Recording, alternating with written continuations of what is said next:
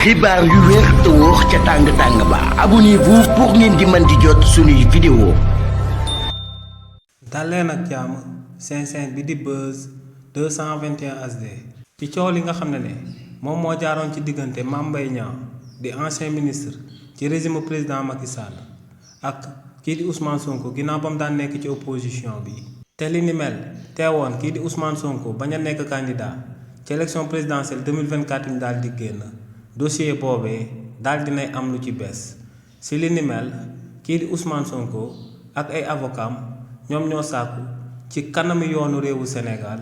ngir ñu daal di ibbiwaat dossier boobee nga xam ne dafa jaaroon ci diggante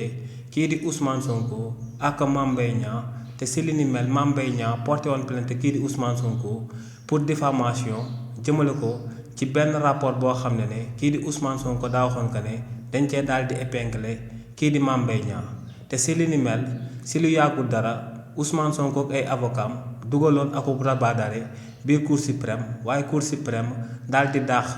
rabat d'arrêt boobee daal di condamné définitivement kii di Ousmane Sonko ci coow li nga xam ne moom moo jaar ci diggante moom ak Mame Mbaye Niang waaye nag avocat wu Ousmane Sonko yi dañoo dem daal di nemmeeku que ne dossier boobee nga xam ne dañ ko daal di condamné définitivement dafa daal di am ay éléments yu nouveau te moom mooy que ne rapport bi nga xam ne moom la Ousmane Sonko waxoon que ne si lañ daal di épingler kii di Mame Mbaye Niang rapport boobee rapport bu am la te daal dinañ koy publier ci site IGF li ni mel nag moom moo sabab avocat wu Ousmane Sonko yi daal di wax que ne am nañ élément bu nouveau ci biir enquête boobee te loolee war naa daal di sabab ñu sulliwaat coowal Ousmane Sonko Mame Mbaye Niang bi bu ko defee ñu daal di setal kii di Ousmane Sonko ba mu set wecc jëmale ko ci coowal diffamation boobee nga xam ne moom moo sababoon mënut woon a daal di nekk candidat ci élection présidentielle 2024 ñu daal di génn ci réewu Sénégal.